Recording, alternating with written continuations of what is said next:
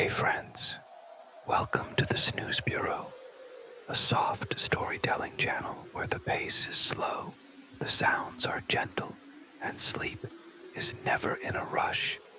Tonight we're heading somewhere cold, really cold, the kind of cold that makes your nose rethink its life choices. It's your first week working at a weather station in Antarctica, but don't worry. Nothing bad ever happens there.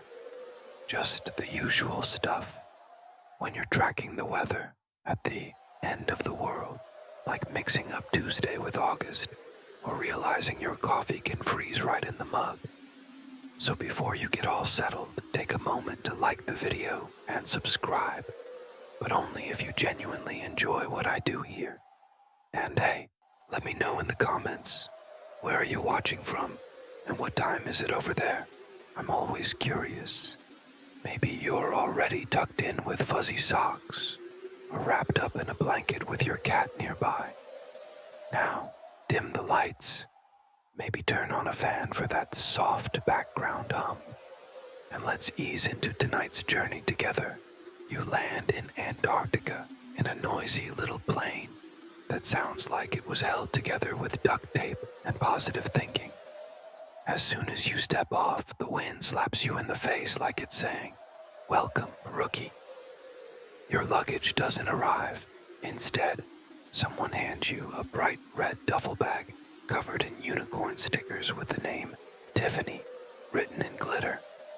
It's not yours, but now it is. The station looks like a giant trailer fused with a recycled shipping container. There's a crooked sign above the door that reads, "Welcome to Boreal Station. Wear slippers. Don't talk to the microwave." You walk in, nobody greets you. Instead, someone hands you a mug of warm tea. It's shaking. You're not sure if it's the tea or your hand, but it wobbles like it might be alive. You take a sip. It tastes like forgotten chamomile. And maybe a dead battery. Your supervisor shows up wearing a hoodie that says, "Clouds are my therapy," and a reindeer beanie. He points down a long hallway and says, "Room at the end. Gray door, the green one. Best not to open." You nod like that's perfectly normal. The hallway is lit with fluorescent lights that flicker like they're trying to send you Morse code. One of them blinks 3 times, pauses, then blinks again. You consider blinking back. Your room is B4. It's about the size of a cheap hotel closet. A thin mattress on a metal frame that groans when you breathe near it. A blanket rolled like a cinnamon bun. A pillow that looks like it gave up on life years ago. And a lamp that can't decide between light and darkness. You unzip the wrong bag. Inside, you find a t-shirt that says, "I love Texas BBQ," a book about dolphin-human empathy, and a Christmas stocking stuffed with sour candy. No underwear, no toothbrush. You put on the t-shirt and try to look in control. You sit on the bed. The bed sighs. Literally. Later, someone calls you for dinner. The dining hall is a room with a ping-pong table pretending to be a buffet. There's a bulletin board with photos of all the station staff. Each face has a smiley face sticker covering the eyes. You don't recognize a single person. Tonight, they're serving Friday stew. But today's Wednesday, you point out. "It's always Friday here," someone says seriously. The stew tastes like potato soup mixed with homesickness. You take it. A man in a Seattle Mariners cap with a pointy mustache calls you Josh. You're not Josh, but you don't have the energy to correct him. Next to you, a technician is talking to a tiny snowman made of soap. He says the wind's changing tomorrow, the guy explains. You reply, "Well, hopefully for the better." After dinner, someone hands you a flashlight with no batteries, a map with half the rooms blacked out, and a key labeled possibly important door. You walk back to your room. The hallway feels longer now. One of the lights flickers, and you swear it spells out, run. You crawl under the blanket. It slips off. You pull it back. It sighs. Outside, the wind hums a sad country song. Inside, the heater hisses in Aramaic. You close your eyes and think, is this place even real? But you don't care anymore. You just want to sleep. And tomorrow, they say there's a cloud analysis session involving pantomime. You don't even react. You already belong here. You wake up to a weird noise, somewhere between an old microwave and a duck with sinus problems. It's coming from the hallway, and no one seems bothered by it, which, honestly, is the most unsettling part. You sit up in bed, a little dizzy, and notice that your pillow has switched sides during the night. Either you slept spinning, or the pillow moved on its own. Both seem equally possible here. Outside, the light filters through the little window with all the grace of an emotional jackhammer. You still can't tell if it's day or night. Around here, it always feels like either noon or midnight. The sun has no schedule. You decide to explore. First stop, the bathroom. It's at the end of the hall, right next to that green door you swore you wouldn't open. The bathroom is honest, cold, functional, with toilet paper that feels like it's made from disappointed alumni. A post-it on the mirror reads, "You matter." But turn off the faucet. You wander off, looking for the so-called common room where people supposedly hang out. Along the way, you pass doors labeled things like fog lab, lost coat closet, and the weather room, literal and emotional. The common room is full of furniture that clearly came from different places, possibly even different decades. A couch from the 70s that smells like stale cereal. A recliner that squeaks if you breathe near it. A bookshelf with the titles like How to Talk to Ice and 100 Recipes Using Nothing. You find a group gathered around a small electric heater that hums reassuringly, like it's whispering, "Everything will probably be fine." You decide to introduce yourself. "Hey, I'm the new guy," you say, extending a hand. A blonde guy in a Boston Bruins beanie looks up and asks, "Are you Josh?" You're not. But again, it doesn't seem worth correcting. "I'm Carter," he says, chewing what looks like a chunk of frozen cereal. "Communications tech. But most folks just call me the guy who always loses signal." A woman near the window glances up from her crochet. It looks like a yarn map of Antarctica. "I'm Cheryl. I run the kitchen. Today we've got Wednesday lasagna and some questionable juice." "Questionable juice?" She smiles with her mouth, not her eyes. "You'll understand. There's also a guy named Andy, the head meteorologist. He's got that distant look and wears a cap that says, 'Cloud Daddy.' He's working on a 1,000-piece puzzle that's entirely white. It's a blizzard," he explains, still trying to find the edge pieces. You notice a short, older man in the corner sketching penguins on a clipboard. That's Henry. Doesn't talk much, but if you compliment his penguins, he'll let you use the good colored pencils. You peek at the drawing. The penguins are wearing office clothes. One's got a tie, another's holding a briefcase, a third is inexplicably eating pizza. "They live double lives," Henry finally says. "Here, they're just birds. Out there, they're accountants." You feel weirdly at home. The group chats about the weather, of course, but also things like fog that smells like corn, a blanket that wandered off on its own, and pipes that hum Elvis songs at night. You learn there are 9 people at the station, or maybe 11. It's debated. Sometimes a mustached guy shows up out of nowhere. Carter says he only appears on even-numbered days and may not actually exist.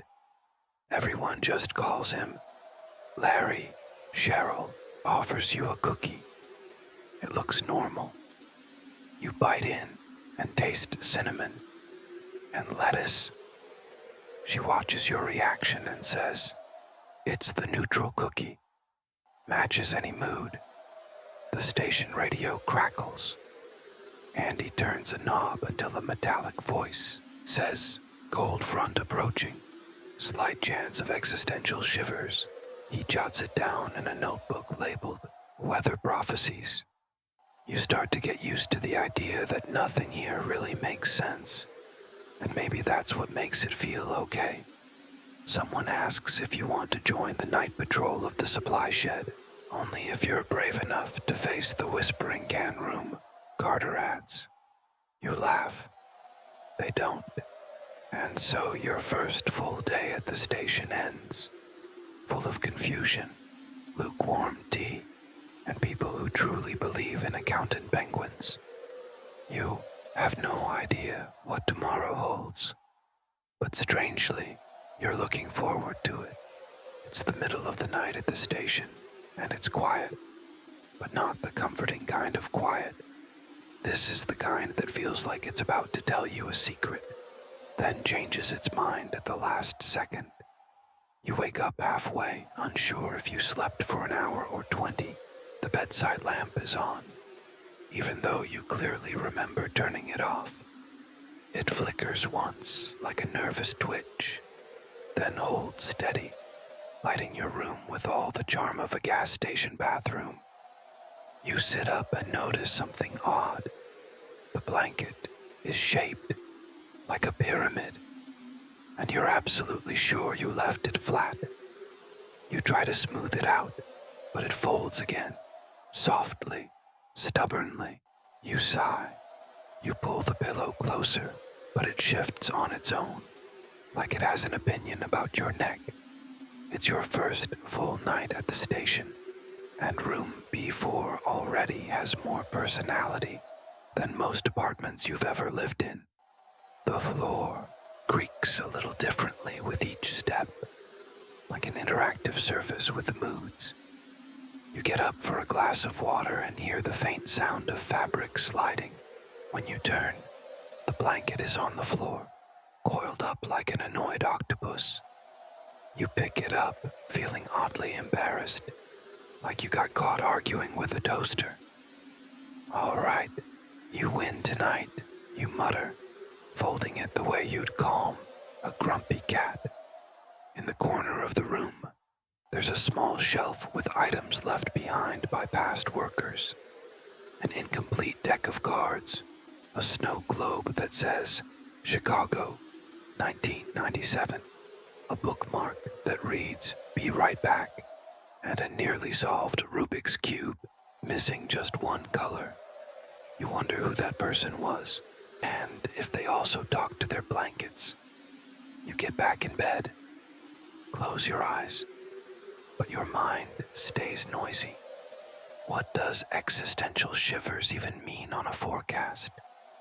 Why was one of the penguins wearing dress shoes? And what exactly is mystery juice? You turn to one side. The mattress creaks. Turn the other way. It pops. You feel like you're having a passive-aggressive conversation with your furniture. Then you hear it, a faint metallic sound. Clink, clink, clink. It's not from the ceiling or the floor. Maybe it's from the air itself. It sounds like a spoon gently tapping a mug. Except there's no spoon, no mug. You remember Carter's advice. If you hear something at night, pretend you didn't. You try. You shut your eyes tighter than necessary. Count to 23. Nothing.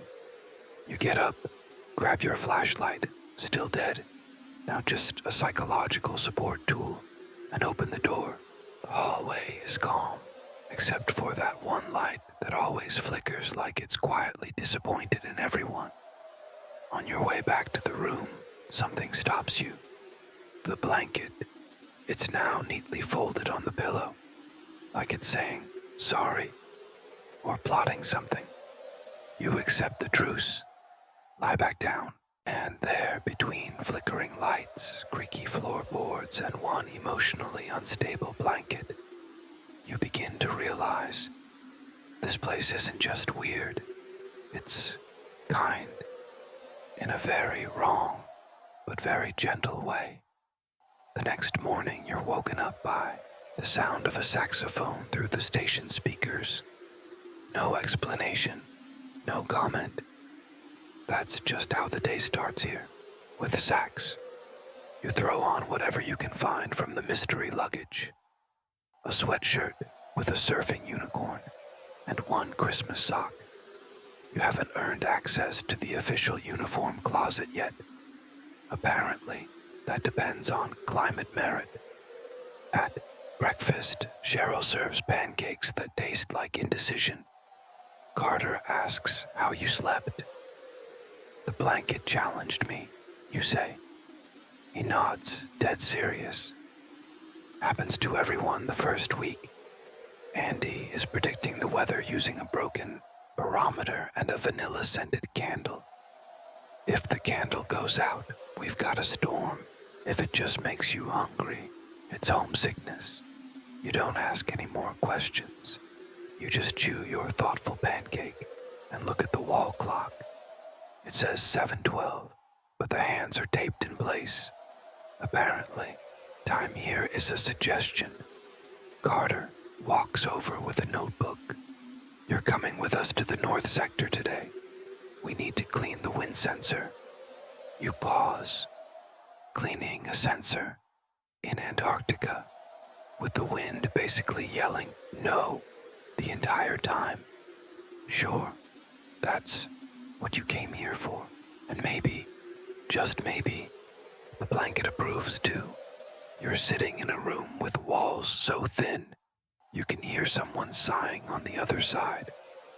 The meeting table is way too long for the number of chairs, and yet half the chairs are occupied by jackets, like the coats themselves are part of the team. In front of you, there's a cup of lukewarm coffee that tastes like yesterday. You don't ask where it came from. The room smells like forgotten office, with a hint of mild mold and soggy carpet memories. Carter stands near a whiteboard that only has one thing written in giant letters. Wine. Cheryl walks around handing out cinnamon muffins. They look great until you take a bite and realize they have the texture of a dish sponge. You chew slowly, like someone who's already accepted their fate. Cheryl smiles as if to say, be glad it's not Tuesday. Andy, the chief meteorologist, shows up late holding a sheet of paper, and his hair is full of dry ice, literally. Forecast changed, he says, like someone announcing the return of dinosaurs. Yesterday was clouds with a chance of drama. Today, drama with a chance of clouds. Nobody laughs, but everyone takes notes. You're handed a notepad with your name written wrong. It says Jash, with a heart over the J. You don't care anymore. You've already answered to worse names, like the new guy, the one with the feisty blanket, or the one who doesn't understand the microwave. The meeting officially starts with a slide presentation by Henry. The title, Penguins on Sunny Days versus Penguins on Cloudy Days, a visual comparison. No text, just photos. Some penguins are smiling. Others look seriously annoyed at the weather. One of them is wearing sunglasses. "That one's Douglas," says Henry proudly, pointing. "He only shows up when the UV index is above 7. You glance around. Everyone nods seriously. Then comes the station operations update. Andy moves to the front, opens his worn leather notebook, and reads with grave tone. "Yesterday, the main generator sang again, still on that Elvis kick. We adjusted the voltage, but now it only responds to finger snaps. He snaps his fingers. The projector flickers. Coincidence? Probably, but nobody questions it. Cheryl says the powdered milk supply mysteriously dropped overnight. Someone suggests the microwave might be feeding on it. Again, no one laughs, but no one denies it either. You try to take notes, but your pen only works upside down. So you draw a confused-looking cloud with arms. Henry whispers, "That's a good one. I might use it in the next slide." The meeting continues. Some talk about wind patterns, some discussion on the emotional behavior of storms, and a solid 20 minutes on whether the clouds were actually blinking in Morse code yesterday, or if it was just a reflection on the window. A staff member named Denise walks in, hands Andy a sheet of paper, and vanishes like microwave steam. Andy studies the page. "We need to review the last shift's report." Carter raises his hand. "Was that the shift when the East Wing heater started whispering?" "Yes. And the one where people's socks started disappearing." Cheryl chimes in. "One of my socks ended up in the freezer, inside the bag of peas." No one seems surprised. You ask as politely as possible, "Is that normal?" Carter, deadpan. "Yeah, especially on odd-numbered weeks." The meeting enters its final phase, the morale board review. It's a corkboard with magnets shaped like smiley faces, some happy, some neutral, some upside down. Today's count, 3 happy, 4 neutral, and 1 flipped upside down. "That one's mine," says Andy. "I'm feeling, maybe, you volunteer for something, anything, just to look useful." You end up assigned to help Carter check the wind sensor outside. He hands you a helmet with old stickers and a wobbly ladder. "It'll be fun. Just don't look the wind in the eye." It gets competitive. The meeting ends with a little bell tied to the wall. Nobody remembers who put it there. Back in the hallway, you feel like you just spent 3 days in that room, but it's only been 2 hours and 42 minutes. Still long enough to realize that here, things follow a logic of their own, or maybe no logic at all. And honestly, that's starting to make sense. You're standing in the middle of a white field that stretches forever, squinting upward through the bright light. At the top of a metal tower that groans with every gust of wind sits the sensor you and Carter need to clean. An official, advanced tech meteorological sensor, completely crusted over with ice that looks like it has bad intentions. "We're climbing that?" you ask, trying to sound chill, even though your insides are kneeling and praying. "Not exactly," Carter says. "You're climbing. I'm holding the ladder, supervising, from a respectful distance." He puts on sunglasses he clearly doesn't need.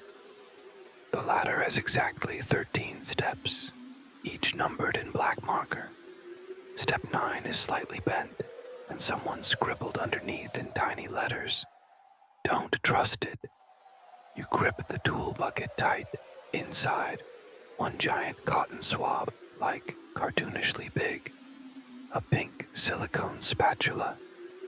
A spray bottle labeled magic water only works if you believe.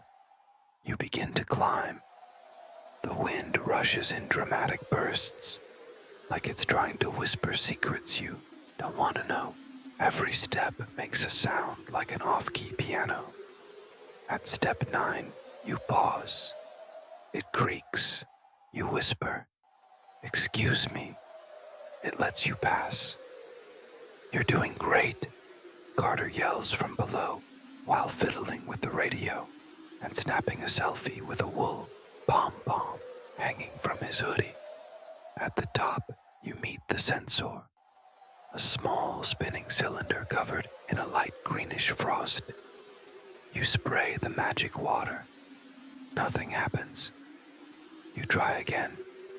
One drop forms a bubble and silently floats away into the distance. You decide not to bring it up. You grab the giant swab and begin cleaning. Slowly, gently, like petting a moody cat. The sensor spins slightly, almost like it's enjoying the attention. You think, maybe that's all it needed. A little care and an 80cm Q-tip. When you're done, you take a symbolic step back. Symbolic because you're still on top of the ladder. From up there, the world looks a bit bluer. The wind hits your face like a gentle slap. And for a brief moment, you really feel like you're part of something important. "All done?" Carter calls out. "It's shining." You shout back. "The sensor?" "No." "Me?" "But yes, the sensor too." You start heading down, one step at a time. At step 9, you breathe deep. It behaves. Back on the ground, Carter hands you a travel mug. "Coffee," he offers. You take a sip. It's tea, apple mint, maybe, or beetroot. Hard to tell. Cleaning the sensor was just part 1, Carter says. Now comes the best part. Which is, he points to a wooden box near the storage shed, logging it in the wind notebook. You open the box. Inside is a journal covered in floral fabric that smells faintly of eucalyptus. Each page is filled with loopy cursive entries like, "Today, the wind felt confused. It's whistling Elvis again. I think it called me dead." You write your best scientific station employee note, cleaned at 10:42 a.m. Sensor seems content. No visible damage. Wind, subtly dramatic. Carter reads over your shoulder. "Perfect. You're getting the hang of this place." Back at the station, Andy reviews the new data on the computer. He says the sensor is now 2.3% more responsive. No one knows what that actually means. But everyone celebrates like a glacier. Just won the Super Bowl. You earn a penguin sticker for your ID badge. "That's the badge of someone who faced the wind," says Cheryl, handing you a slice of something called pie.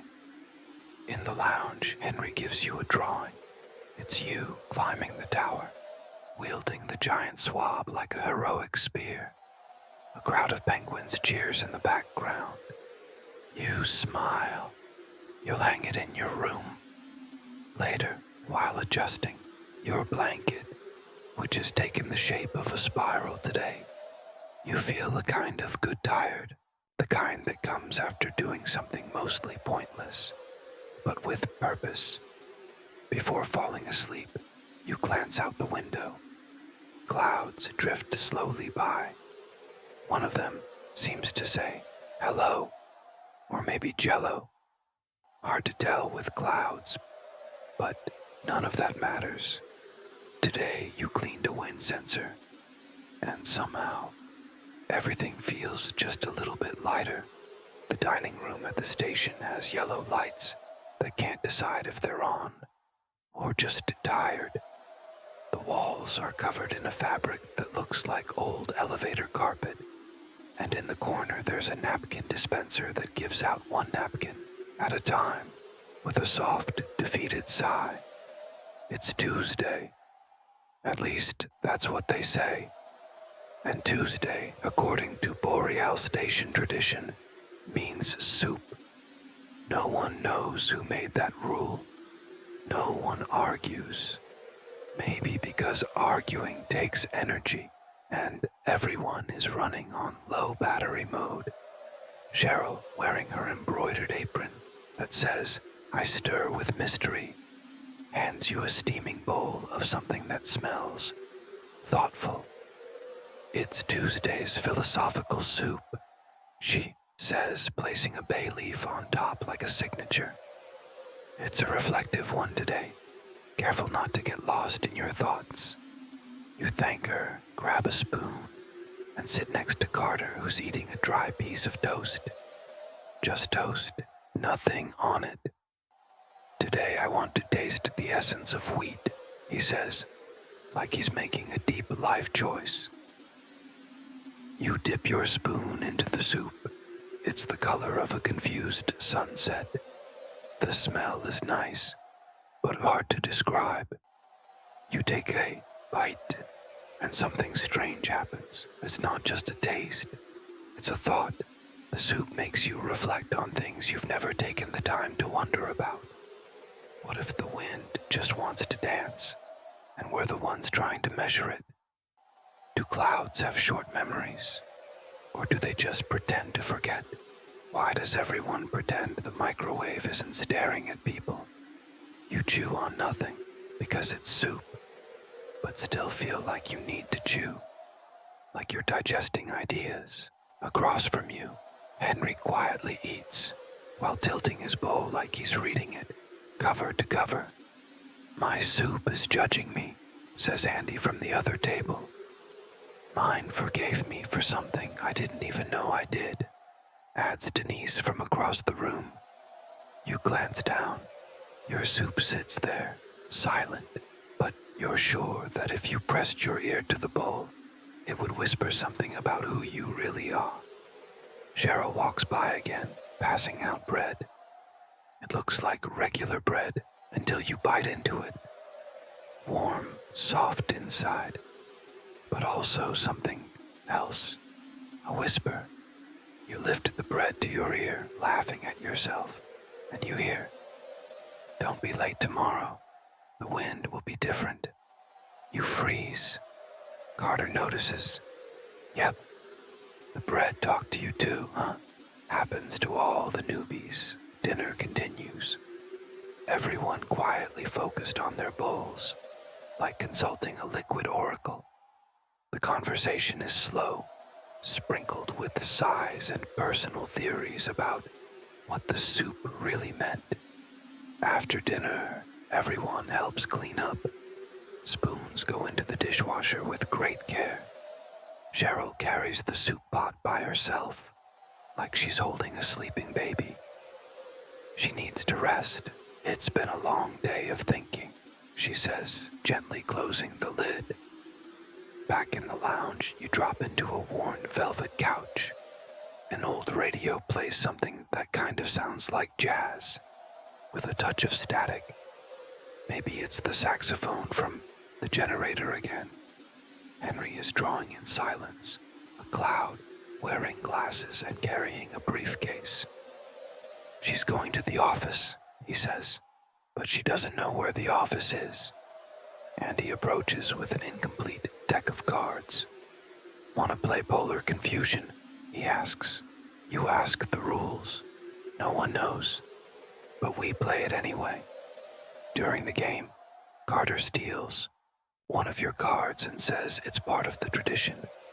You grab a random card and yell, "Flashback," and everyone claps. You don't know why, but it feels right. Later, walking back to your room, the hallway lights blink in a friendly kind of way. You pass the green door, still there, untouched.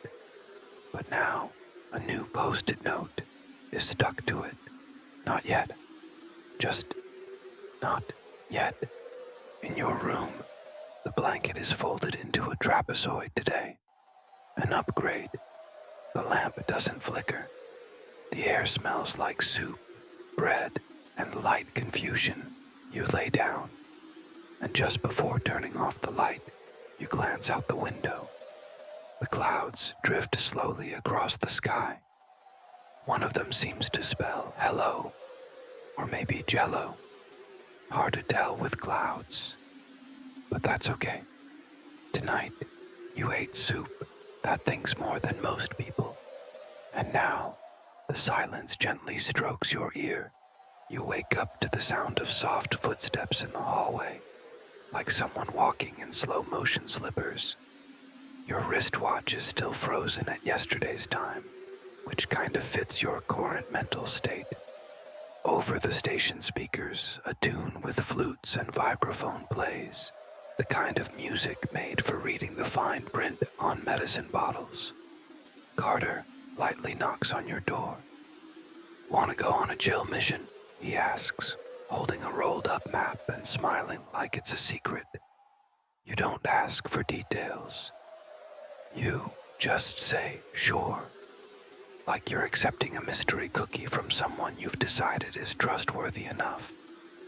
In the dining hall, Cheryl wraps 2 triangle sandwiches in foil and hands you a small bag of lightly dehydrated potatoes and a canteen labeled, "If you get lost, drink this. It's gonna be cold," she says, but not as cold as the awkward silences in Monday meetings. Carter spreads the map out on the table. The ink is smudged in places. There are arrows pointing in opposite directions and, right in the middle of nowhere, a red circle marked Igloo. "We're going to try and find this today," he says. "Is it real? Probably not. But it's tradition." You suit up with 4 layers of clothes, 2 of which belong to someone named Rick. The tag reads, "If returned, hang it up." You decide to worry about that later. Leaving the station involves a quick ritual. Pass through a metal detector, which beeps at buttons. Shout, "I'm heading out," toward the radio room, and grab a chocolate from the lucky jar by the exit. You pull one with some kind of mystery filling, but it's sweet, and that's enough. Outside, it's white. White ground, white sky, white air. The wind blows sideways like it's trying to clear old thoughts out of your head. Carter walks with long, confident strides, like he was born in this kind of weather. You walk like someone testing invisible ice. He points to a shifting ridge of snow ahead.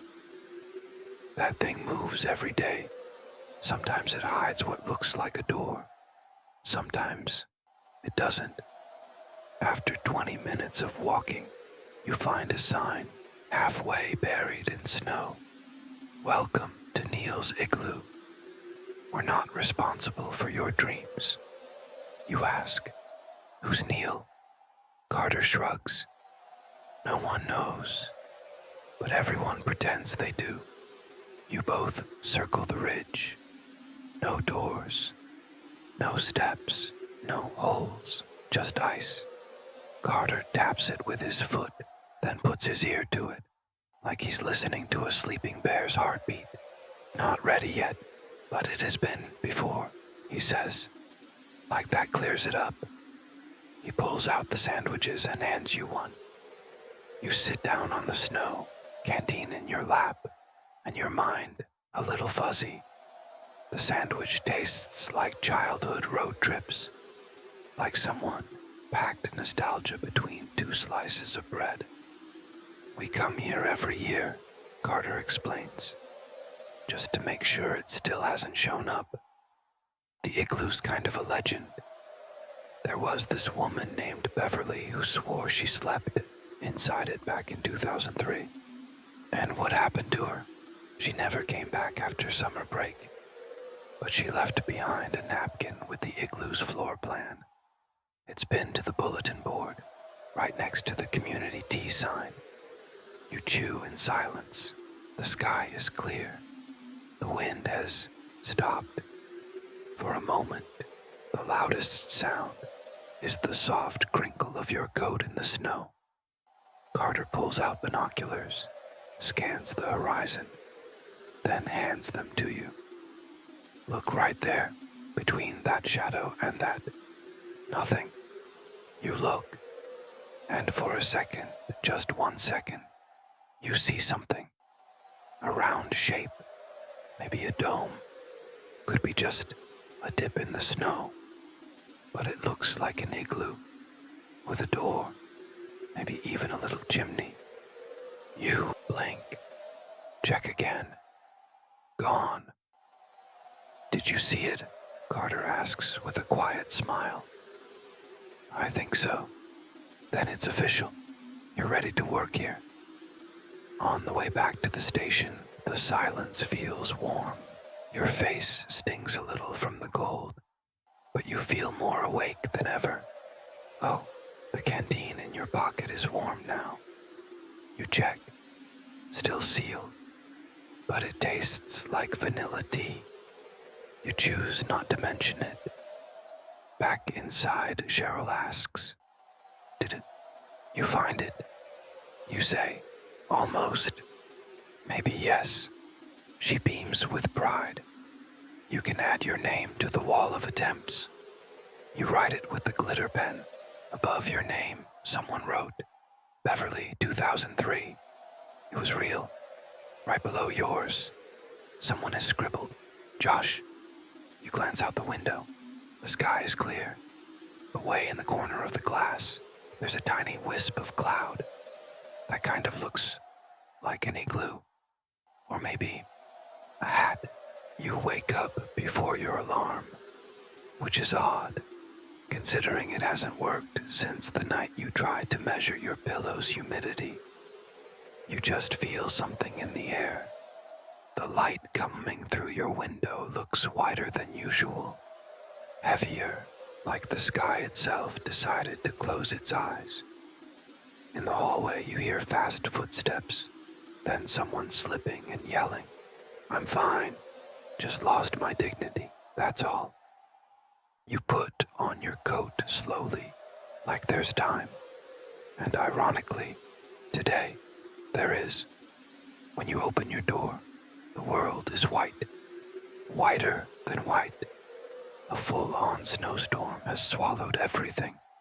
The lobby, the tower, the signs, even the sound feels muffled, like someone hit the planet's mute button. Carter walks past wearing ski goggles indoors and shouts, full lockdown, visibility level. Can't even see your own thoughts. Andy shows up holding a portable radio and wearing a blanket like a cape. Here's the protocol. No one goes out. If you must, you'll need a goodbye note, signed by 2 co-workers and 1 cloud as a reference. You don't argue. It's a day for staying inside, and apparently for figuring out what to do with your thoughts when they have nowhere else to go. Cheryl calls for an emergency gathering in the basement. If we're stuck here for hours, we might as well have cookies and an old heater, she says, holding a tray of crunchy ginger cookies that smell like false promises and good intentions. The basement is unique. It smells like old potatoes and shy wood. The walls are lined with shelves full of lost items, untitled books, jackets with names of people who never worked here, and a TV that only shows weather radar footage from 1994. You sit on a makeshift mattress made of sleeping bags and a blanket shaped like an isosceles trapezoid. Yes, the same one from your room. It apparently came down on its own. Andy sits next to you, notebook in hand, eyes fixed on the heater. After a while, he speaks. I never thought I'd be here this long. Came for 6 months. It's been 5 years. Missed a wedding, 2 birthdays. But I got this blanket. It gets me. You just nod. Sometimes it's better to just listen. Carter shows up with a board game with no pieces. It's called Weather or Consequence. We make up the rules as we go. You play for a while. Carter acts as the judge. Andy is accused of manipulating the wind last week. And you're found innocent because, well, you don't even know what's going on. The jury is a stuffed bear with orange thread for eyes. After court, Henry arrives with a box of colored pencils. Anyone want to draw how they feel? You grab a piece of paper and draw a tiny cloud over a cup with its eyes closed. Henry looks at it and says, "That's almost art therapy, almost." Cheryl places a kettle on the heater. The steam rises slowly, like it's in no rush to reach the ceiling. She serves tea. Flavor, surprise. You sip. Tastes like cinnamon, apple, and a memory you haven't had yet. Outside, the storm gets stronger. You can hear the wind hitting the walls. A hollow thump, like it's saying, "Stay where you are." The world is rearranging. Denise starts telling stories. She says once a cloud came down so low, it looked like it wanted to chat. Another time, a snowflake landed in her hand and whispered something she couldn't quite catch. But I swear it was giving me financial advice. Carter says he once mistook a royal penguin for a kid in costume and tried to talk about cartoons. It blinked. It was awkward for both of us. You find yourself laughing harder than expected. The basement has become a strange little camp where time stopped and the cold stayed outside, knocking but not invited in. It's late afternoon, supposedly. No one's really sure. Cheryl dims the lights, turns on a flashlight that projects stars onto the ceiling and says, "It's time for official quiet." We say it's quiet time, but whispering is allowed if it's urgent. You lie down. You hear soft breathing, the heater creaking, and the faint clink of ice outside. Andy whispers, "Sometimes I think the weather is just the earth trying to express itself. We're the ones trying to turn it into math." You think about that. Close your eyes. And now, the sound of the storm feels like background music. You wake up suddenly. There's no noise in the room, no light, but something pulled you back from sleep, like a thought tapped your shoulder with a cold finger. You roll to the side. The lamp is off, but the blanket is partially suspended, as if it froze mid-gesture. You gently pull it back, the same way you'd handle a cat perched on a glass shelf. From the hallway, you hear a sound, soft, rhythmic, a faint beep, almost too polite to be an alarm. You check your watch. Exactly 3:00 a.m. And even though you don't know why, you know it's that alarm. You'd heard about it in whispered soup conversations, in passing jokes at dinner, and scribbled notes on the bulletin board. If you hear the 3 a.m. beeping, don't answer in French. You leave your room quietly, stepping with your toes like you're trying not to wake the building itself. Only one hallway light is on, the middle one, as if the building chose its own version of a nightlight. The sound continues. Beep, beep, beep. You follow it to the common room. It's empty, except for a chair turned toward the wall and a still warm mug of tea on the table, as if someone just stepped away. You run your fingers across the tabletop, and there, in faint pencil, almost like a dream's leftover message, it reads, "Josh, that's not your name." but somehow it still feels meant for you. You move closer to the wall. The sound is coming from inside. Beep, beep. You press your ear against it. You hear more than just the beeping. There's something else. A faint click, like an old machine trying to breathe. Or maybe sighing. You place your hand on the wall. It's cold, solid, but it feels alert. Then, a voice. You're not supposed to answer. Just listen. You spin around. It's Cheryl, wrapped in a blanket, holding a mug that says, "Never trust a cookie that's too quiet." "You heard it too?" you ask. She smiles. "Since my first week, still do. No one knows where it comes from, or why, but it's always at 3, like a clock that forgot the rest of the day." Carter shows up next, carrying a pillow. We call it the sleepwalking alarm. Always the same tone. "Has anyone tried opening the wall?" you ask. Cheryl shakes her head. "Once, back in 2009, the alarm disappeared for 3 weeks. Everyone got weird. Then one night it came back. We left it alone after that. Maybe it needs to happen. Not to be explained. Just accepted." Andy walks in, hair a mess, face like he just dreamed of clouds, speaking Spanish. "I heard it," he says, no context. "It was sharper tonight." Everyone gathers near the wall. The sound stops. Beep. Silence. They glance at each other. "That was new," says Carter. "It never ends with one last beep." You step back, pick up the teacup from the table, still warm. You sniff it. Cinnamon, and maybe background music. You take a sip. It calms you. Feels like returning to some quiet corner of your own mind.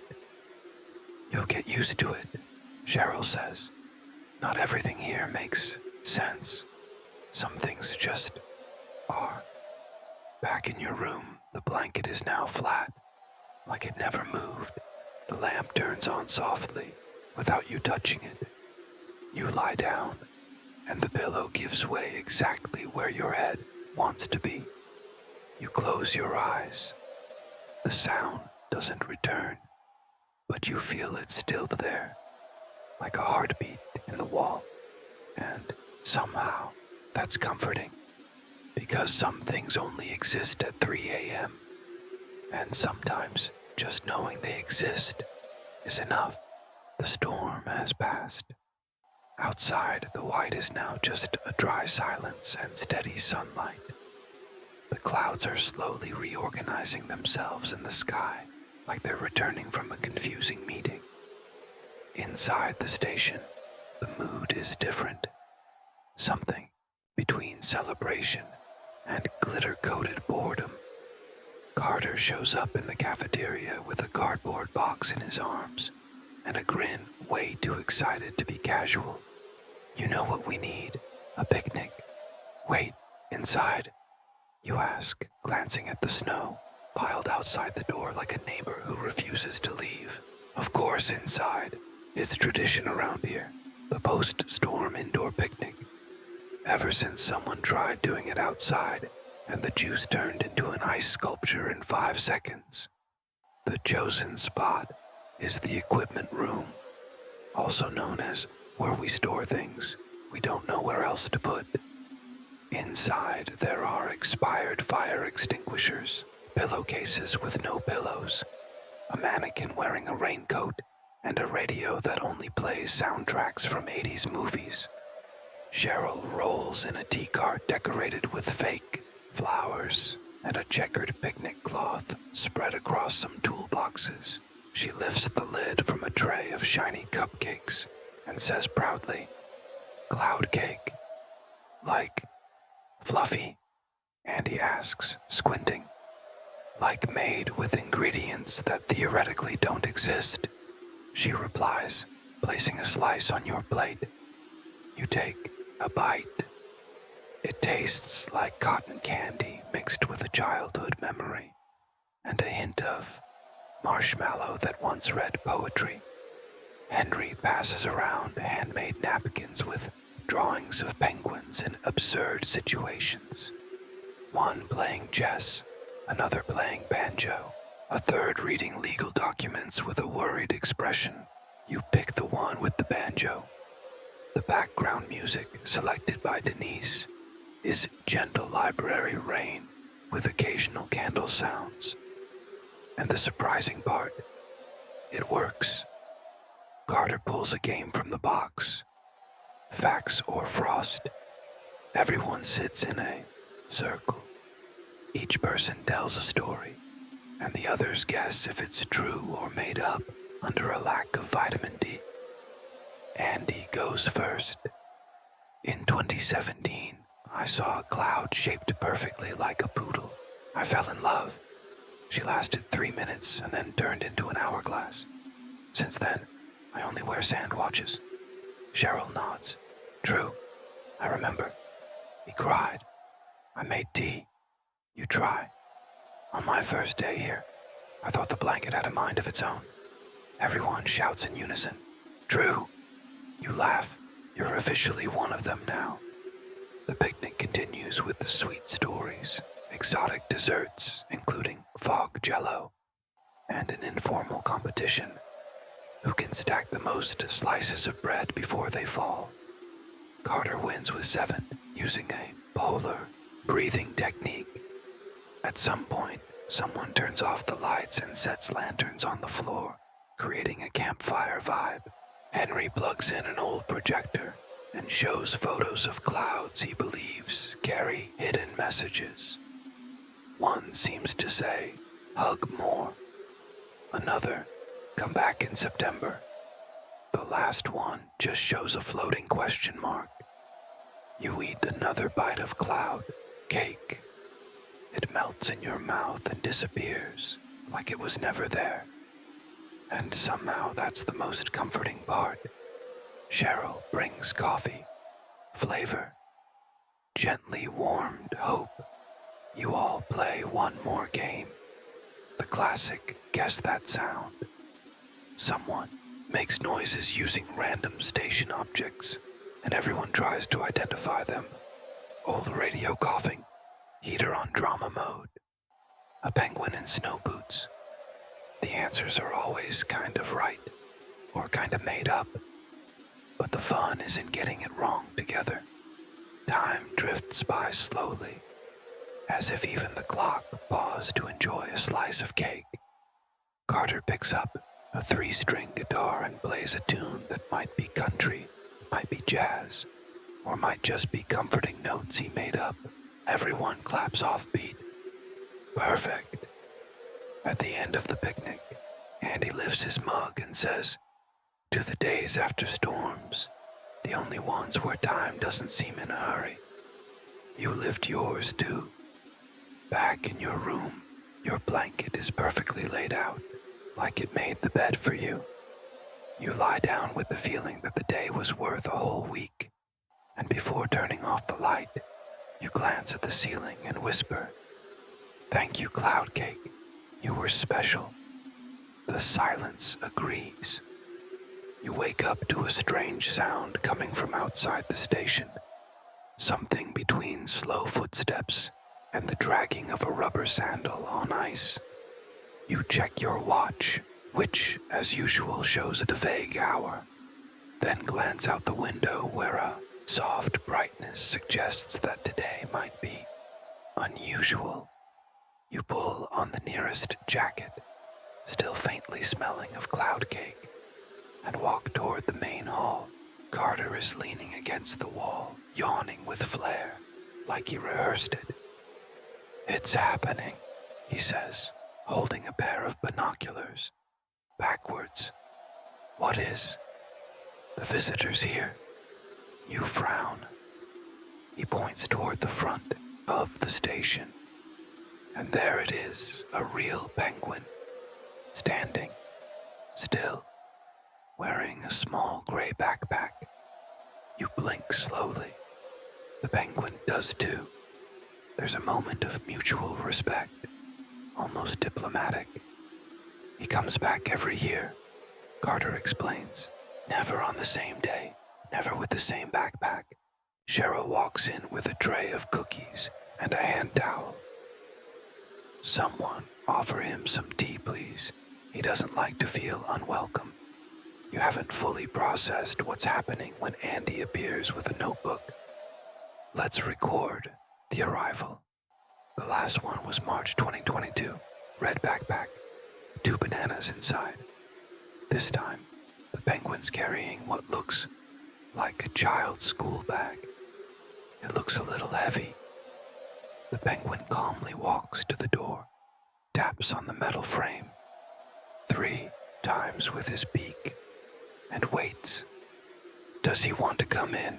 You ask, unsure which part of that sentence makes the least sense. He wants to talk, Henry replies, sketching the visitor in blue chalk. Cheryl unlocks the door with quiet ceremony. The penguin walks in, calm, confident, like he already knows the layout of the place.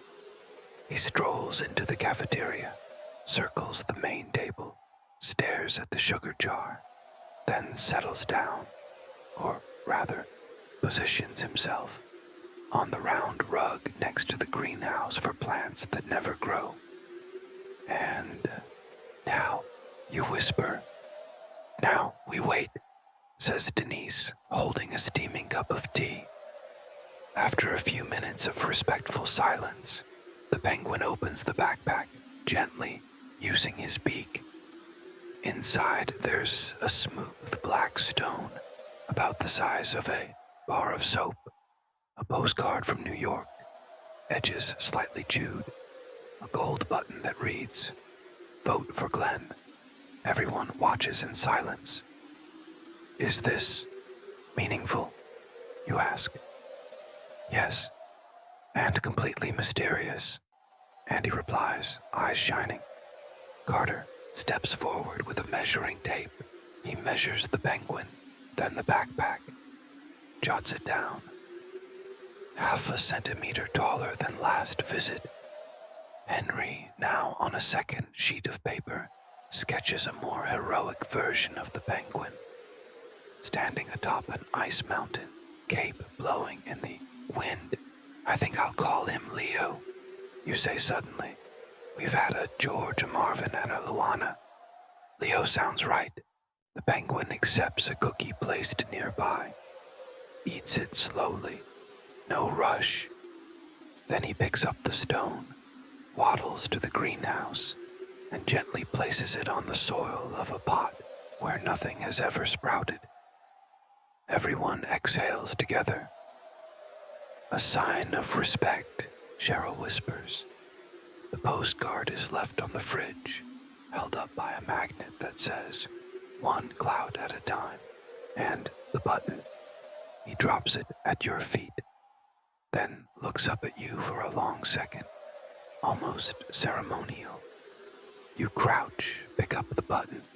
Thank you, Leo. The penguin turns around and walks to the door. He's leaving already, you ask, almost sad. He always leaves something behind, never takes anything with him, Andy explains. He plays a role none of us fully understands, but we all respect. Cheryl opens the door. Leo steps out. The wind lifts flakes of snow around him, as if the universe decided to give him one final dramatic exit. You watch until he disappears behind a snowdrift. See you next year, you ask. Maybe, says Carter. Or maybe he's just an idea that learned to walk. Later that day, the gold button sits on your desk. You glance at it now and then, still trying to understand. Vote for Glenn. You don't know any Glenn, but maybe now you do. And as you fall asleep, you could swear you hear tiny footsteps in the hallway. Soft, gentle, and your blanket Tonight feels warmer than usual. At the station, there's something called the soft night rotation, which basically means nobody wants to stay up all night, but someone has to. You had a feeling this day or night would come, and now it has. Carter hands you a clipboard with your tasks. Check if the communication cables are still where they've always been. Walk through the north hallway every 42 minutes, not 40, not 45. Record felt presences in the black book near the greenhouse. And what if I don't feel anything? You ask. Then write that down, but try to feel something. Your shift starts at 11 p.m. Cheryl gives you a folded blanket and a thermal mug of chamomile tea called Gentle Insights. It's not for sleeping, she says, pointing to the blanket. It's for company. Andy gives you a wristwatch that shows 2 different times. Only one of them is real, but we've never figured out which. At night, the station feels different. The walls breathe slower. The lights behave. The microwave doesn't blink. The heater hums less. And the carpet oddly softer. You begin your rounds. First stop, the communications room. Everything's fine except for one loose wire that's been tied into a little bow. You don't touch it. You just respect it. On the way to the north hallway, you spot a shadow pass by. You don't run. You don't panic. You just observe and write down 12:14 a.m. Floating shadow or possible reflection. Color. Undecided. Feeling. Mildly curious. The watch says 12:21 on one dial and 3:03 on the other. You decide to trust the smaller one. You reach the greenhouse. The plants still aren't growing, which is exactly what's expected. Next to the pot where Leo left the stone, there's now a small black feather. You pick it up. It's real, light, warm. You open the black book. On the previous page, Carter wrote, "Yesterday I felt someone watching me. Politely." You write, "Tonight I felt the air recognize me." Next task, the supply hallway. You walk through it quietly. All the doors are shut, but one, the sock storage, makes a soft noise like it's snoring. You let it be. At 1:44 a.m., you take a break in the common room. The TV, even turned off, seems to glow just a little. You grab the remote and turn it on. There's only one image, a grayish cloud. Still, it seems to be staring at you. You nod at it. "Yeah, I'm on shift too." Cheryl shows up quietly, wearing a flannel robe and slippers that go flop-flop. "I brought you a night muffin, with chocolate chips or maybe seeds. We're not sure." You take it. It tastes like hang in there. "You're doing great." She sits beside you, both of you looking at the cloud on TV. "Ever feel like time here bends?" she asks. "All the time? Or that sometimes you wake up from a nap and you're sure you just got born?" "Today, actually." She smiles. "Then you're right where you're supposed to be." After she leaves, you write, 1:55 a.m. Muffin delivered. Cloud approves. Time folded like a VHS tape. Last stop of your shift. The station library. It's a small room with 3 shelves and an armchair that creaks, like it's saying, "Ah, another reader." You pick a random book, the Manual of Uncertain Hours. On the cover, an hourglass, lying sideways, no sand inside. As you flip through, you notice the chapters don't have numbers, just titles. When you blinked too much, the minute that lasted half a lifetime, that one night when everything made sense, but you forgot. You read a few lines and feel known, like the book already understands you. At 3 a.m., the sleepy alarm beeps once, just once. You smile. The book seems to blink back at you. Good night, you whisper. At 4:10, Andy shows up to take over. He's holding a flashlight off and wearing an expression that says he had a chat with the wind on the way over. How was it? He asks. Slow, strange, and kind. Perfect then. You head back to your room with the blanket over your shoulders. Outside, the sky is somewhere between blue and something else. You lie down. The clock shows 2:18 and 7:07, and for the first time, both times feel right. You wake up with a light headache, not the physical kind, but the kind that feels like it came from a poorly edited dream. Maybe it was last night's book, maybe that mystery chip muffin, or maybe because you slept with the 2-time zone watch still on your wrist. When you open your door, there's a note hanging on the knob. Today is a day to revisit the unexplainable. Bring a flashlight. Signed, Carter, or someone imitating his handwriting. You grab the flashlight. It hasn't worked since last Tuesday, but you bring it with respect. In a place like this, objects tend to respond more to intention than electricity. In the common room, Carter and Henry are waiting quietly. There's a ceremonial mood in the air. Henry's wearing a bike helmet. Carter has a scarf printed with star maps and one ear covered with a fuzzy earmuff. We're opening the closet, Carter says, as if he just said, we're finding the center of the universe. You ask, what closet? He points.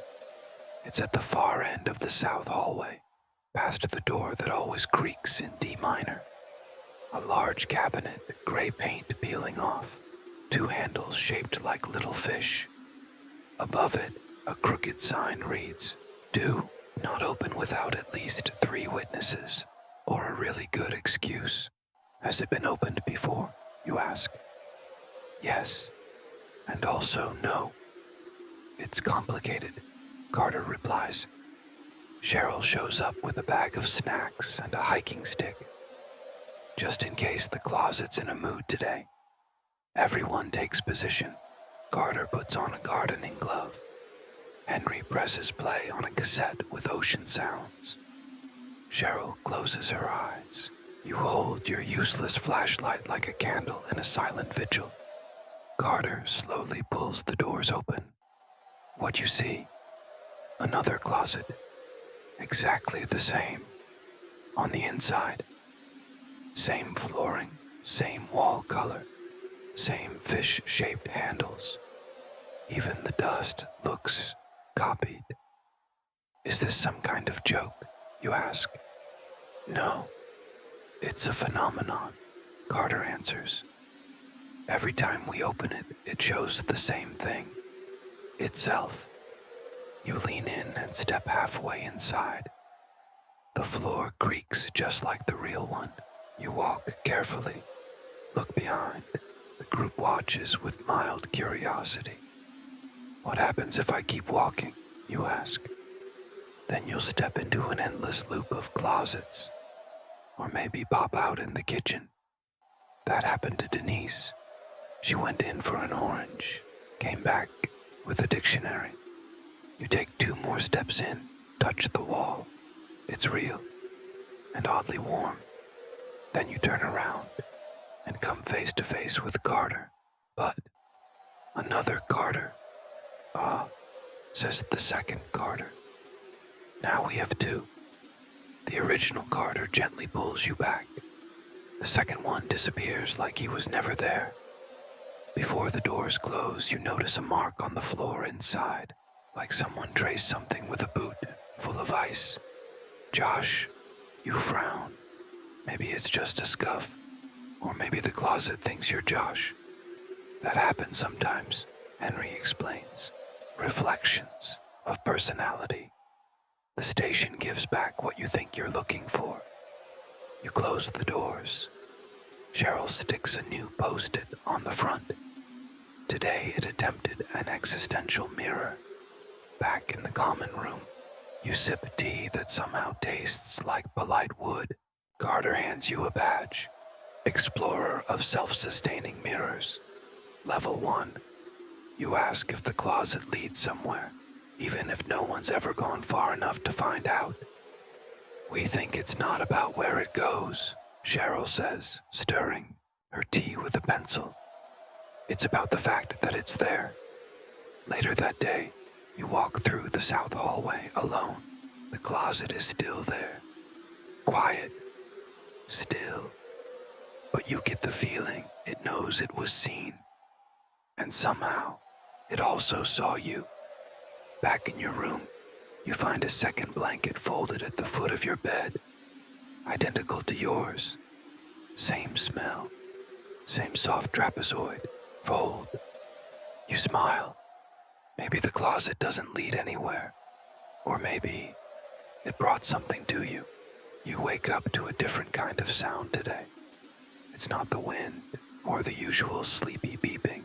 Not even Cheryl's teapot singing its morning tune. It's a voice, but distant. A soft voice, like a memory whispering from inside a fan. You sit up slowly. The floor feels less cold than usual. The lamp is already on, even though you didn't touch it. And the blanket. Today it's folded like a sealed envelope, with one corner tucked in like a stamp. You step out into the hallway and, find Henry staring through one of the big front windows. He's holding a clipboard and a pair of toy binoculars covered in star stickers. They started early today, he says, eyes still fixed on the sky. Who? The clouds. They're writing again. You walk to the window and look up, and there they are, thin clouds arranged in a way that seems too precise. Off to the side, a darker shape curves around, and right in the middle, one word, onion. You blink. Henry makes a note on his clipboard. Sometimes they ask questions. Sometimes they leave reminders. Yesterday it was bring batteries. Tuesday it said, open the closet with respect. Have they ever written my name? You ask. Not exactly, but last week they spelled something like Josh. So, maybe. Cheryl arrives with a bucket of popcorn. It's our skywriting breakfast. They say if you chew slowly, the clouds get more poetic. The rest of the team gathers around the big window in the common room. Andy sets up a telescope and flips through a little notebook where he claims to write down the most emotional cloud quotes. Looks like today's messages are more direct, he says, pointing up. A new cloud starts to form. Bring the sock. Carter jumps up. I knew it. That cloud took my sock yesterday. You laugh. But honestly, at this point, nothing feels too weird to be true. More phrases start appearing throughout the morning. Don't touch the green door. Back in October. Has anyone seen the cat? There's a cat here, you ask. Not officially, Cheryl answers. The clouds also draw an upside-down umbrella, a spoon, a map that kind of looks like the station. Andy confirms. That's definitely our boot drying room. You pull out a small notebook and begin to write. 10:42 a.m. Cloud says onion. Emotional response. Gourmet confusion. 11:10 a.m. Possible sock request. Meaning mystical. 11:34 a.m. Cloud shaped like a cat. Cat not confirmed. During lunch, pancakes that taste like field trips. Everyone talks about the clouds like distant relatives. That message yesterday really hit me. Still thinking about the don't touch the green door. If one says, you got this, I might cry. Then you spot another message slowly forming in the sky. Drifting, calm, floaty. Make some tea. Cheryl stands up instantly. Understood. By afternoon, the messages stop. The clouds drift apart and go back to being just clouds. Fluffy, vague, silent. Andy says it's like the sky ran out of words for the day. You sit alone for a while, looking up, thinking about who or what writes these messages, if it's all just chance, or if Antarctica is one of those rare places where the air simply chooses to speak. Later that evening, Henry hands you a copy of today's notes, neatly tied with a blue string. The cover reads, Words that floated. Before bed, you open your window one last time. The sky is clear now, but in the far distance, just barely, you see a small, shy cloud curling into a shape. You think it says rest or maybe draw. Either way, it feels right.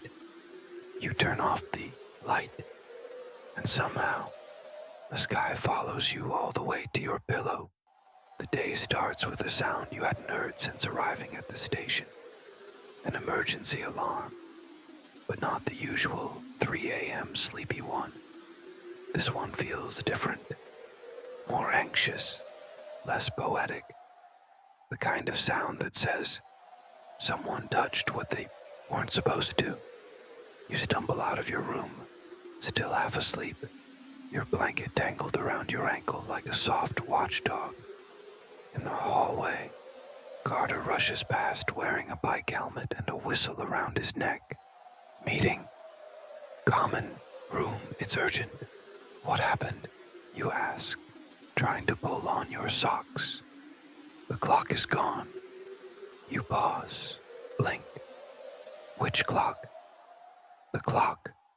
The one on the wall in the meeting room. The one we all ignore, but still respect. The one that gave meaning to our lateness, even when it was late itself. The common room is in total chaos. Andy's hair is sticking up like he woke up inside a tornado. Cheryl's holding a mug with both hands, staring at the floor. It was there last night, she whispers. During the ginger tea and nostalgia hour, I swear. Henry holds up a recent drawing, a wall with the clock on it, and next to it, a penguin with a suspicious expression. Was it Leo? Someone asks. He's never taken anything before, Denise replies. He always leaves things. But maybe this time, he needed to know the time. Carter climbs up on a chair with the authority of someone who's missed 5 meetings and been forgiven for all of them. The question is, who saw the clock last? Honestly, you don't remember. But someone mentions it was definitely still there during last night's movie. That old one about weather balloons that speak Morse code. Andy opens a notebook and starts listing theories. Spontaneous evaporation from the time fatigue. The green door moved. The mirror closet duplicated and took it with it. Cheryl hid it to see if anyone would notice. Cheryl gasps. I would never. My tea depends on timing. Then adds, though, last night's tea was oddly introspective. Maybe I got confused. Henry draws a cloud, holding a clock. It's either a symbol of collective memory or just my mood today. You approach the spot where the clock used to hang. There's a clean circle on the wall, an absence with pride. The dust around it forms, strangely, a smile. Guys, you say, what if the clock didn't disappear? What if it just didn't want to measure time anymore? Silence. Andy responds solemnly. It's possible. There was a week in 2021 when none of the outlets worked after 5 p.m. It was a rainy week. The meeting goes on for hours, complete with a full brainstorming session, a vote to name the case, Operation TikTok, and a break for philosophical cookies. During the break, you find Carter leaning in the hallway, staring into space. Funny how we barely looked at it. But now that it's gone, feels like we're missing a few seconds inside our heads. Like time shrunk a little, you reply. Back in the room, Andy offers a solution. Let's make a new one. Together, each of us will pick a number. I'll take 4, says Cheryl. It reminds me of a teapot. I'll take 7, says Henry. Looks like a penguin falling with style. You pick 10, because it looks like 2 columns trying to hug. Henry draws the number 3 right in the center of the circle, and without being asked, he writes next to it. Josh, you ask. Why that? He shrugs. I don't know. It just felt right with the number. You smile. You've gotten used to being called Josh by accident. But this time, even the clock seems to agree. With the tape, cardboard, and colored markers, you all create the station clock. It doesn't work. It doesn't move. It definitely doesn't tell time. But it's beautiful. A collage of everyone's sense of when. What time is it now? Someone asks. Andy looks at the new clock, then out the window, then deep inside himself. It's the moment we decided to keep going. Everyone nods. That night, you dream you're inside a clock, but you're not trapped. You're floating between the hands, and somewhere in the background, a soft voice keeps repeating. Time didn't disappear. It just needed a rest. You wake up and immediately know something's off, or rather, neutral. The blanket isn't warm or cold, just there. The floor, usually cold enough to shock the laziest heel into action, feels acceptable. The bedside lamp blinks once, then decides full brightness would be overkill. You get up slowly. The air feels still, not quiet, not noisy, just paused, like the world hit a snooze. In the kitchen, Cheryl is standing in front of the kettle, hands in her pockets, brow slightly furrowed. It won't heat up, she says, nodding toward it. But it's not cold either. The tea's just room temperature. Carter walks in wearing 2 t-shirts layered awkwardly, like he's trying to choose a season. I opened the front door, he says. No wind. Nothing. It was like opening a memory. You grab a mug and try heating some coffee in the microwave. It spins, and spins, and spins. You open the door. The coffee's just lukewarm, and it tastes like a Wednesday afternoon. Henry walks by carrying a blank clipboard, dried drawing. He mutters. None of the pencils feel like it. Andy calls for an impromptu meeting. Everyone sits in a circle. No pillows, but no complaints either. Looks like we've entered a climate pause, he says. The temperature outside is perfect, and honestly, that's concerning. Perfect as in Comfortable? Perfect, as in, no one has anything to complain about. Cheryl presses her lips together. That's never happened before. Denise shows up with cookies. They're lukewarm. The filling. 2. You take a bite. It tastes like a dream no one had. Carter tries tuning the radio for weather updates from other stations. It turns on, but doesn't say a word. Just a soft static. Not spooky, more like the sigh of a bored seashell. In the library, all the books are turned backward on the shelves.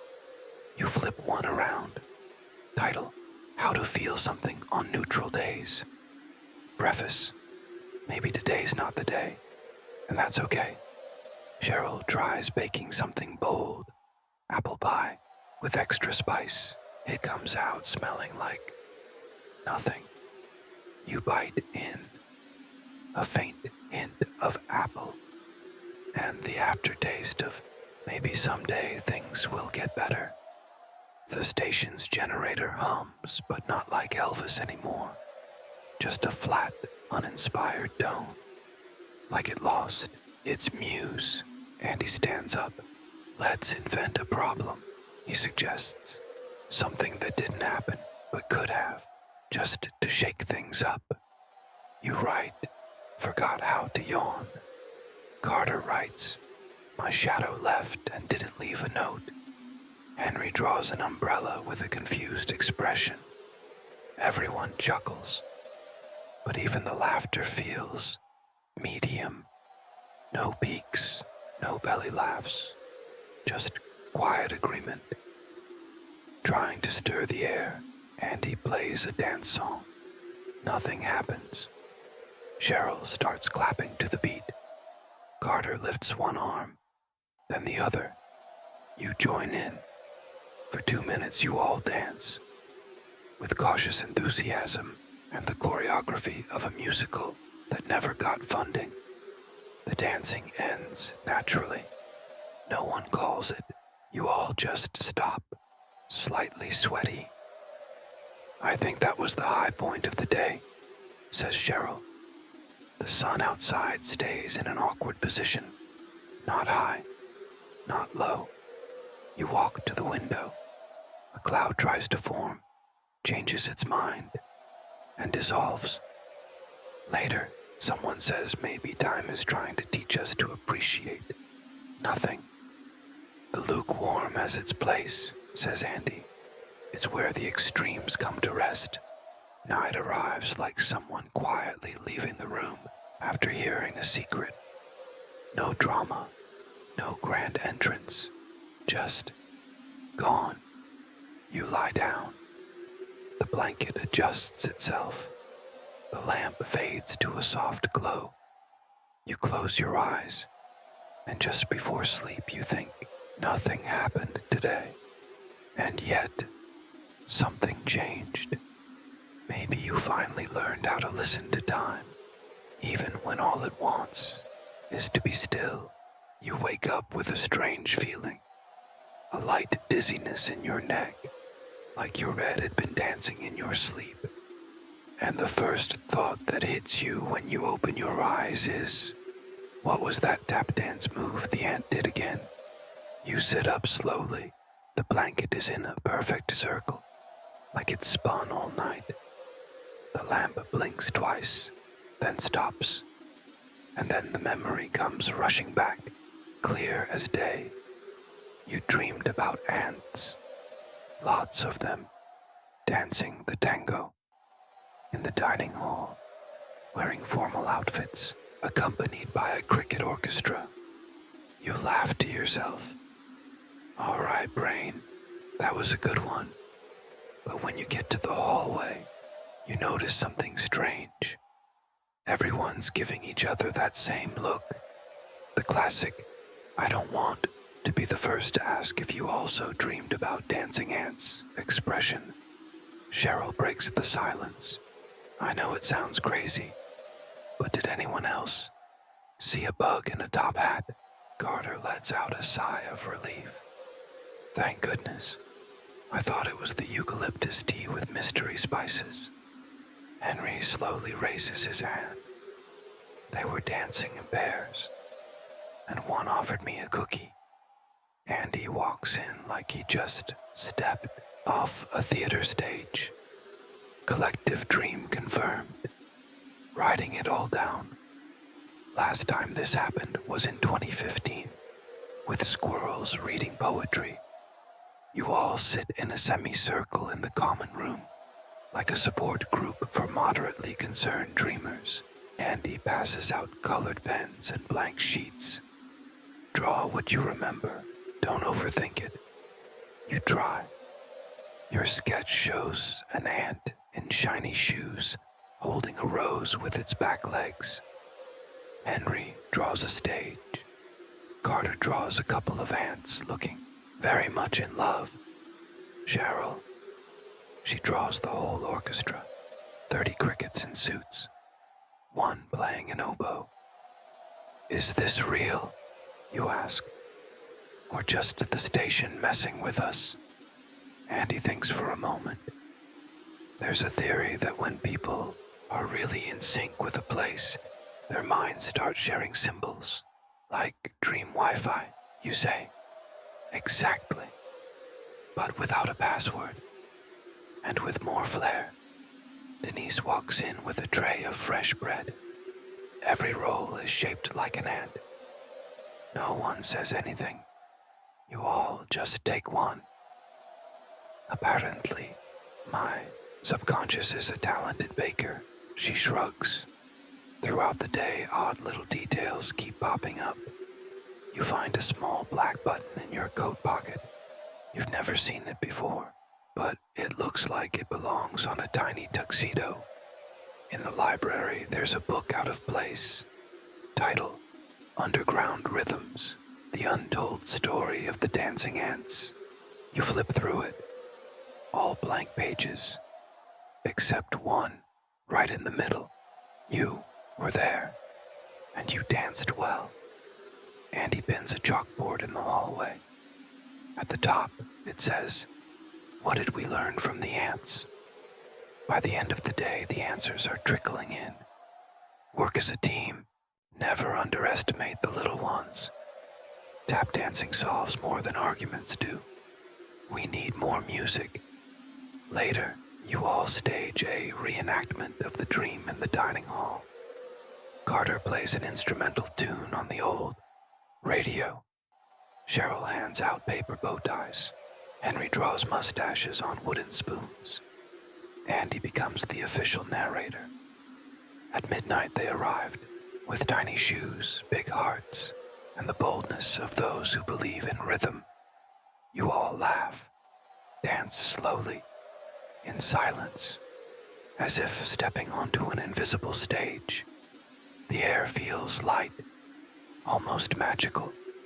That night, before bed, you write in your notebook, "We dreamed together," about something that doesn't exist, but we all remember it. So, maybe it does. You lie down. The pillow is extra soft, the blanket folded like a little choreography. You close your eyes and feel a rhythm. You wake up to a pale green glow flooding your room. But it's not the bedside lamp or the usual floodlights from the station. This is a living light, moving, almost dancing. You sit up in bed and instinctively look out the window. There it is, the aurora, spread across the sky like liquid paint thrown with purpose. It pulses, spins, stretches, and then it blinks, literally. "Oh no," you whisper. Now even the sky wants to talk. You get dressed quickly, dripping over the blanket that's mysteriously shaped like a question mark today. In the hallway, you run into Carter. He's already bundled up, wearing binoculars around his neck and holding a bowl of popcorn. "It started early tonight," he says. casually, like he's talking about a nice sunset. You saw it too. Of course, the aurora's sending messages. It's blinking in patterns, like Morse code. Andy thinks that's exactly what it is. You walk into the observation room.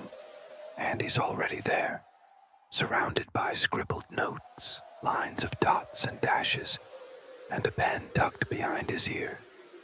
He's excited, really excited.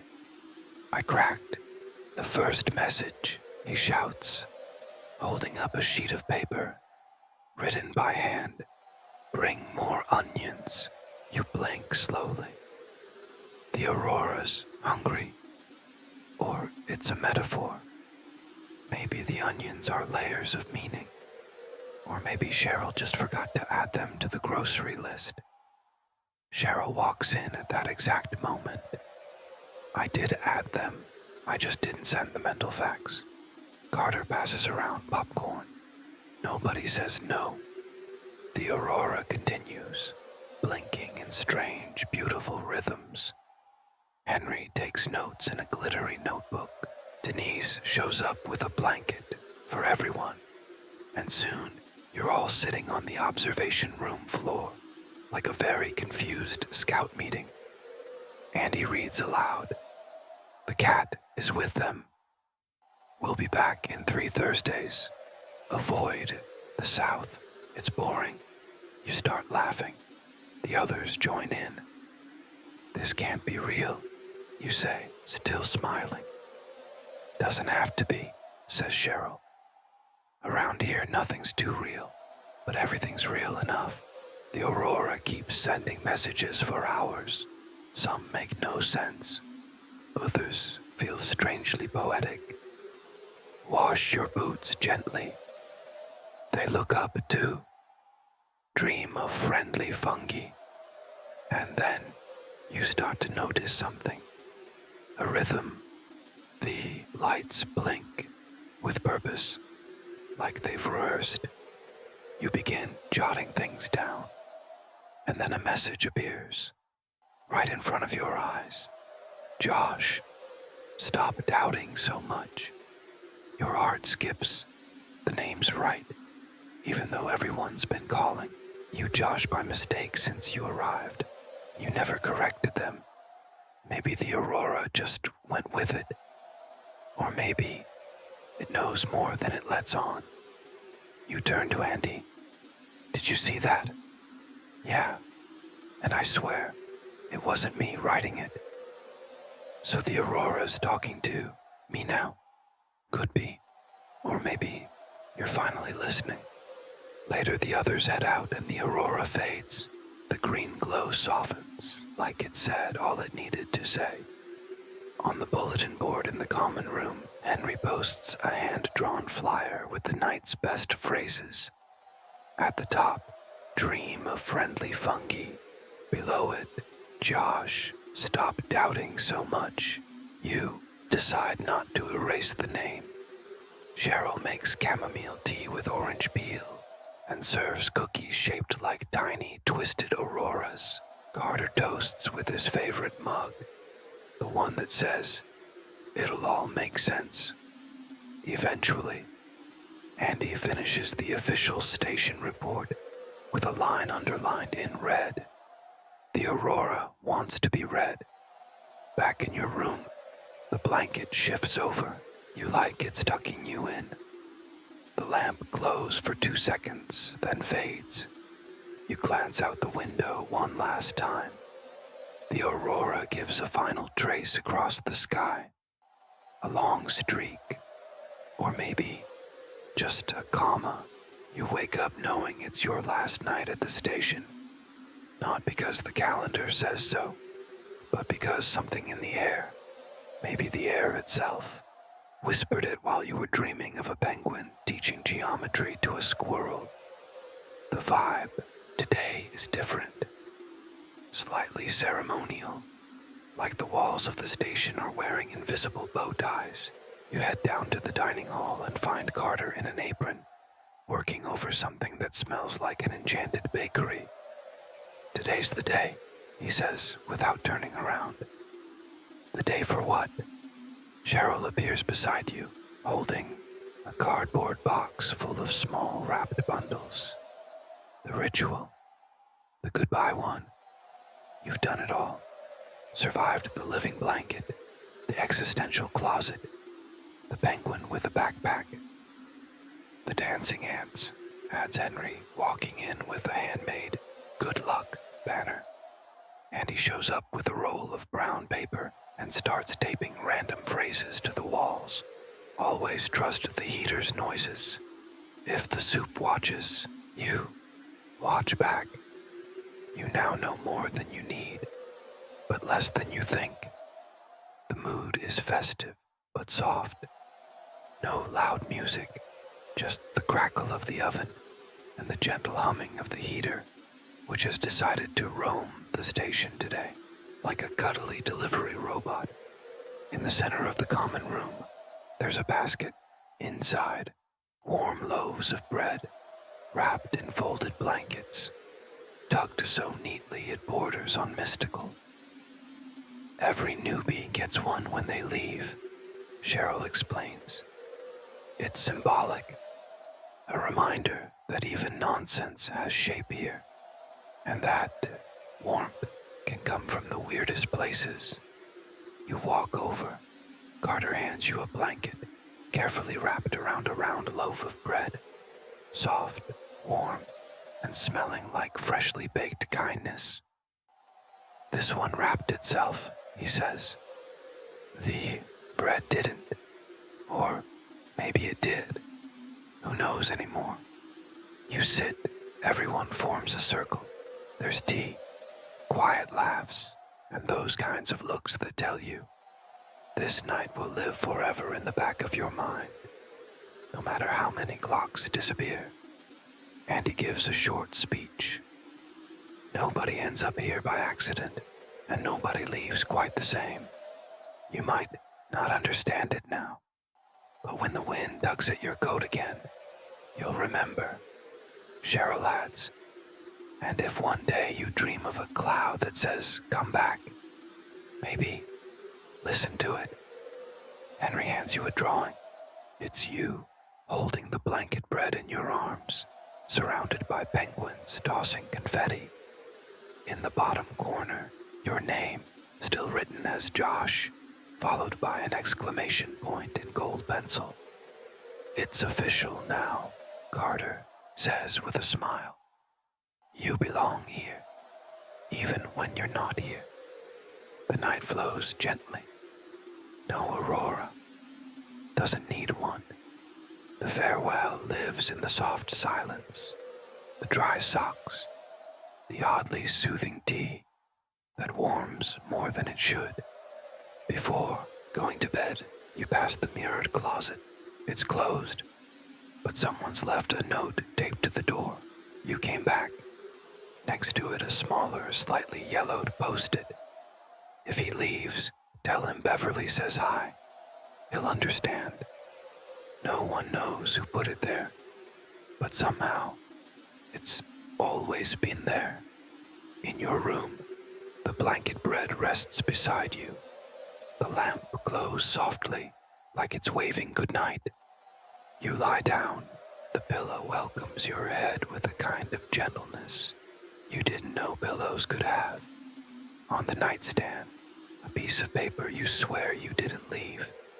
Just one handwritten line, round and warm like a childhood memory. You're always welcome back, signed, The Wind. Outside, it blows, softly, unhurried, and you close your eyes, knowing that even things that don't seem to make sense sometimes belong to a perfect plan, even if that plan was sketched in crayon by a tango dancing ant. Now that everything has been said, done, and folded with care, it's time to let the final words quietly slip into the silence. No more alarms, no more talking clouds, no more penguins with backpacks, just the space between one breath and the next. The blanket is right where it should be. The station lights are dimmer than ever, and outside the sky remains calm, maybe watching, or maybe just existing, like a memory that doesn't want to leave. Take a deep breath now. Let your shoulders soften.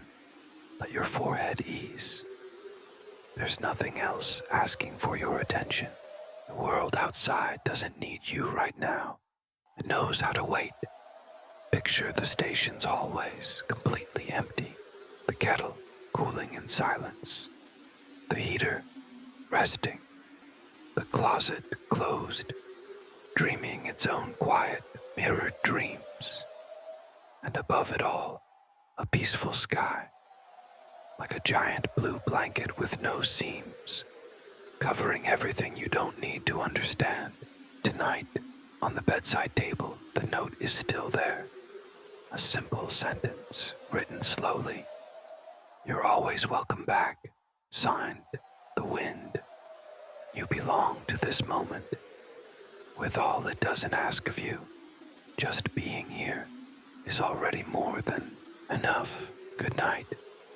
And may the clouds say kind things when you close your eyes. End of script. Sweet dreams.